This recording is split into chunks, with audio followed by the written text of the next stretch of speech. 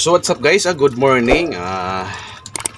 Mag-ano tayo dito kasi nagse-search ako sa Meta, yung AI, kung ano ba ang pangtanggal ng leather stain. Kasi itong sombrero na to ay RL siya. Gold tag, complete ang wash tag niya. Tapos ito yung dito, leather. Ito yata ang dahilan kaya nagkamantsa yung dito, nagkadilaw-dilaw. Oh. Leather stain, yan oh. Yan, kita ninyo. Kanina ko pa to, kagabi ko pa to binabad, hindi pa rin natanggal. Kaya nag-search na ako nagpatulong ako sa AI. Ang sagot nila ay suka daw, vinegar at saka lemon.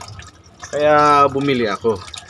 Yan ang problema oh, yan oh, dilaw talaga. Kasi sa leather to, yan, kita ba ninyo? Yan oh, dilaw na dilaw. Dahil dito sa leather niya, ito yung nagka-stain siya. Kaya gabi ko pa to binabad, di pa rin natanggal yung dilaw-dilaw niya. Kaya nag-search na ako sa AI, nagpatulong ako. Kaya ang sinagot niya ay kailangan daw vinegar at saka lemon. Kaya andito tayo. Ibabad muna natin to sa may sabon. Yan. Babad natin to.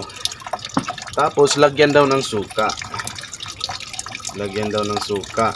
Try natin, sana ay matanggal to guys. Maganda kasi itong sombrero na to. Magta-try tayo ng suka, vinegar. Sana matanggal ka. Ito, lagyan na natin dito yung dilaw-dilaw ng suka. Yan. Sana matanggal talaga to guys. Kasi sayang.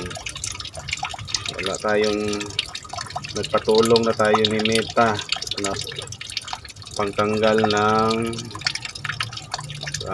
leather stain. Kaya dito pa sa kabit. Pwede daw lemon kasi may suka naman tayo. Sana matanggal talaga to guys. Itong dilaw-dilaw niya. Suka lang daw ang pangtanggal. Sana. At sana matanggal ka na.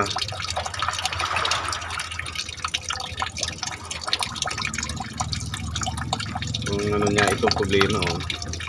Maganda kasi to RL.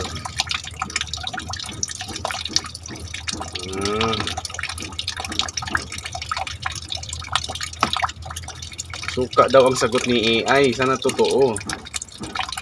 Yan. Yan din ang suka. Sana matanggal ka na. So, babalikan natin guys kung legit ba yung sinabi ni AI na natatanggal daw yung stain ng leather. Kung wala kayo suka, pwede naman daw lemon.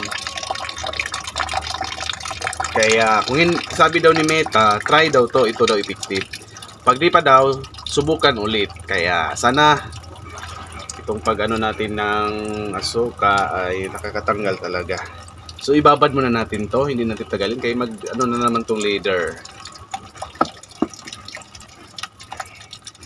Babalikan na lang natin to mamaya. Sana effective. Pwede din ano daw, kalamansi.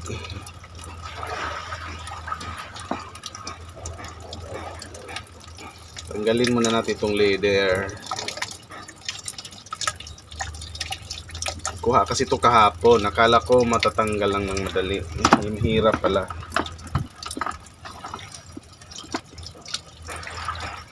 So, babalikan natin to, sana legit yung sinabi ni AI na ito yung effective na pangtanggal ng leather stain. So, babalikan natin mamaya ha. A few moments later. Okay. So guys, ito nang babalikan na natin kung epektibo ba yung nilagay natin na suka at saka kalamansi. Yun kasi ang sabi ni AI sa nag-search tayo doon sa ChatGPT. So titingnan natin guys kung legit ba or hindi. Yan, tingnan.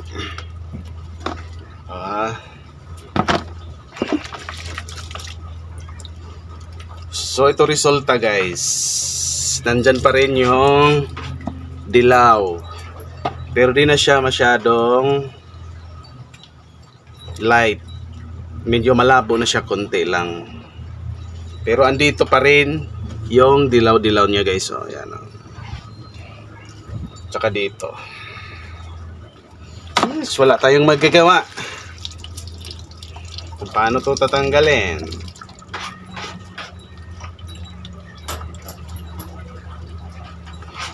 So,